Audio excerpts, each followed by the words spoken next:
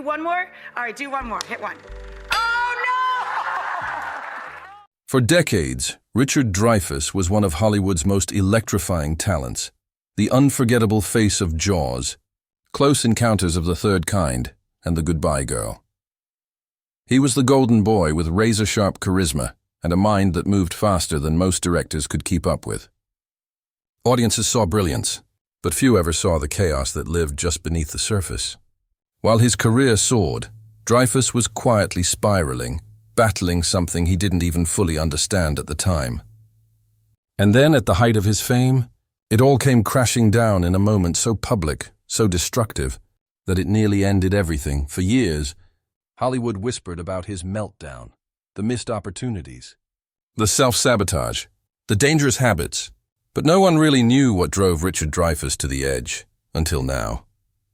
At 77, Dreyfuss is finally breaking the silence.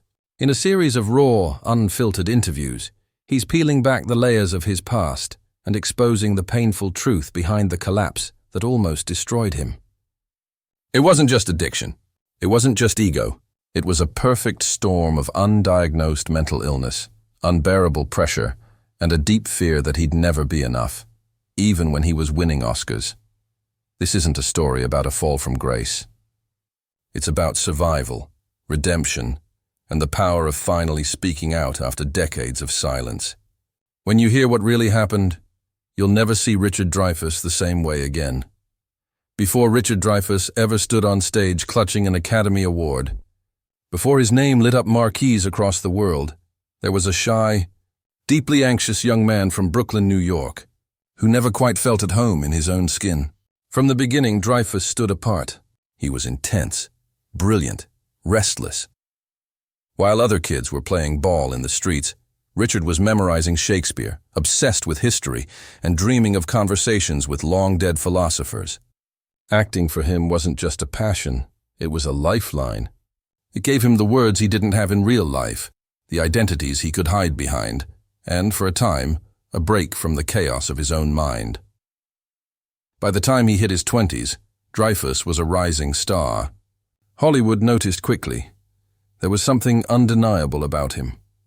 He wasn't the typical leading man, but he didn't have to be. He had presence, wit, a kind of emotional volatility that directors found magnetic. In American Graffiti, he was charming and vulnerable. In Jaws, he held his own against towering performances and a malfunctioning mechanical shark. And in The Goodbye Girl, he became the youngest man at that time to win an Oscar for Best Actor. The world was watching. The studios wanted more, but inside, Dreyfuss was unraveling. Fame didn't fill the void, it only amplified it. The applause faded too quickly. The praise rang hollow. Behind closed doors, Richard battled severe mood swings, crippling self-doubt, and a growing dependency on drugs to keep the demons quiet. He was later diagnosed with bipolar disorder, but in those early years, he had no name for the internal torment. He only knew that something felt off, like his mind was a runaway train, hurtling forward without a break. At first, the industry didn't notice. He delivered when the cameras rolled, and that was all that seemed to matter. But Dreyfuss was losing control, and the crash was coming. Friends began to worry about his increasingly erratic behavior. He would disappear for days, show up high to meetings, or engage in explosive arguments with producers and co-stars. Behind the scenes of some of his biggest hits, the tension was palpable. He wasn't a diva, he was drowning. But in a town where image is everything, his cries for help were interpreted as arrogance, instability, or worse. Weakness. And then, in 1982, it happened. The moment that would haunt him for decades. After years of substance abuse, Dreyfuss was arrested when police found cocaine and other drugs in his car following a near-fatal car accident. The media pounced. Hollywood recoiled. The Golden Boy had become a cautionary tale. In interviews after the fact, Dreyfuss admitted he didn't expect to survive that chapter of his life. Not just because of the drugs, but because of the shame. The crushing realization that everything he had worked for could be gone, and that maybe, deep down, he never deserved it in the first place. But what the world saw as a fall from grace was only the beginning of a much deeper story. Because that meltdown, that public collapse, didn't just expose Dreyfuss's weaknesses. It forced him to confront the truth he had been running from since childhood, that his mind was both his greatest gift and his most dangerous enemy. Richard Dreyfuss's fall didn't happen all at once. It was slow, it was painful, and it was silent. After the crash, the arrest, and the humiliation of watching his reputation get shredded in the headlines, many assumed he would disappear, another casualty of fame, lost to addiction and scandal. But what most people didn't understand was that the real battle wasn't against the drugs. It was against something much darker and far more complicated. A war inside his own mind, something he had felt for years but never truly named until it was almost too late. Bipolar disorder. For most of his life, Richard had lived in extremes. Highs that felt euphoric and unstoppable, nights where he would write furiously, perform with unmatched brilliance, and convince himself he could change the world. Then came the crashes, the darkness, the paralyzing depression that made getting out of bed feel impossible. He'd hide it behind charm, behind sarcasm, behind a grin that looked unbothered. But inside he was sinking, and no one saw it. Not the directors, not the producers, not even the people closest to him. Because in Hollywood, emotional pain isn't weakness, it's bad business. And Richard learned early on to fake normal, as well as he acted in any role. It wasn't until after the accident, in the quiet wreckage of what could have been the end, that he finally faced the truth. He checked into rehab, not just for drug dependency, but for the mental illness that had gone untreated for decades. He began therapy. He spoke to doctors. And for the first time, he heard the words that changed everything: manic depression, bipolar disorder, a name for the storm that had been raging inside him since childhood. It was terrifying, but it was also a lifeline, a way forward. The road to recovery was brutal. There were relapses, regret, guilt, but also small moments of healing. Dreyfuss began to understand that the same mind that could rip him apart with self-loathing was also the source of his genius. His ability to feel deeply, to interpret emotion, to dive head-first into complicated roles, all of it stemmed from the same place that brought him suffering. And slowly he began to accept that he wasn't broken. He was battling something real, something medical, something human. In interviews years later, Dreyfuss spoke candidly and painfully about living with bipolar disorder. "It's like being chained to a lunatic," he once said. "Some days he helps you win the Oscar. Other days, he tries to kill you." That brutal honesty became his trademark in later years. He stopped hiding. He stopped pretending to be okay. And in doing so, he gave permission for others to do the same. He became one of the first major Hollywood stars to speak publicly about mental illness without shame. Not as a weakness, but as a fight. But even as he found his voice and began advocating for mental health awareness, the damage from earlier years lingered. Roles became fewer. The industry, though outwardly supportive, remained wary of his volatility. He was labeled unreliable, too intense, too unpredictable, and yet, behind those labels was a man fighting harder than most people ever have to. Just to function. Just to show up, and he did, over and over again. Through therapy, through medication, through sheer force of will. Not for the cameras, not for the applause, but to reclaim the one thing fame had never given him: peace. After years of self-destruction, misdiagnosis, and chaos, Richard Dreyfuss stood at a crossroads. The awards, the fame, the high-octane energy that once propelled him forward had all lost their shine. He had stared down his demons and survived. But the industry he'd once dominated no longer waited with open arms. Hollywood had a short memory and an even shorter attention span. In its eyes, Dreyfuss was no longer the box office magnate, the boy. Genius. He was a risk, a relic, a man who had flown too close to the sun and crash-landed into a reality most stars tried desperately to hide. But Richard didn't hide anymore. In fact, he leaned into the truth with the same intensity he brought to every performance. And it was that truth, raw, unfiltered, and painfully human, that became his new role, even if the world wasn't ready for it. In the 1990s and early 2000s, Dreyfuss began to re-emerge in films, though not with the same fanfare. He still carried the weight of his past, and the scars that Hollywood never really forgives.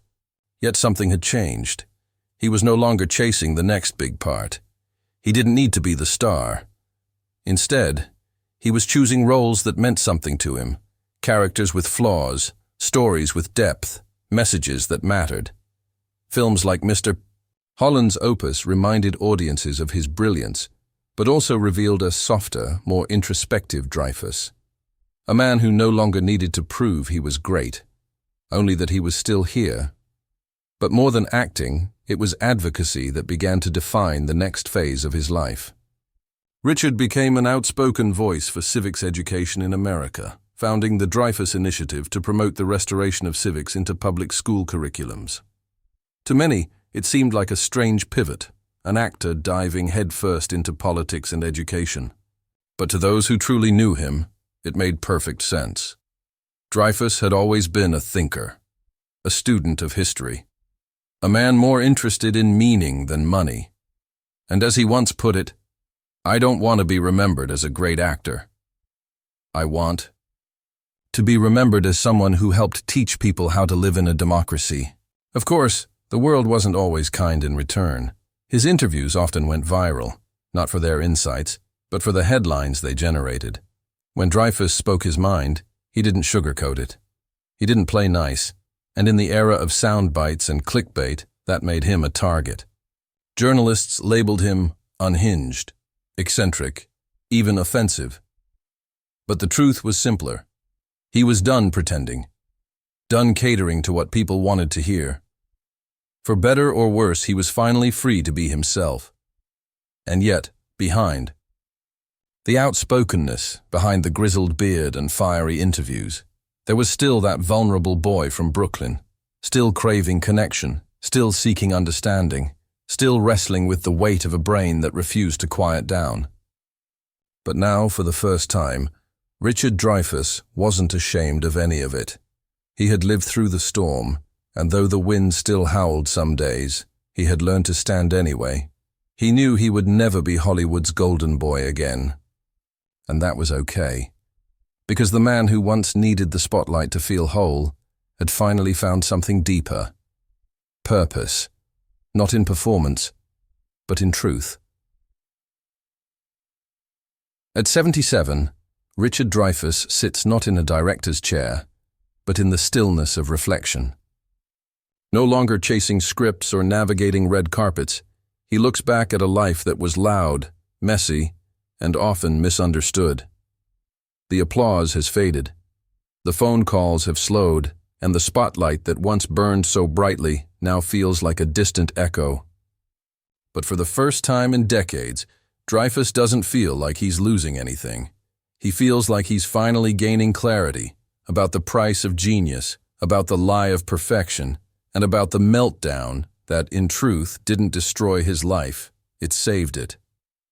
In a series of recent, brutally honest interviews, Dreyfuss opened up in ways few stars of his caliber ever do.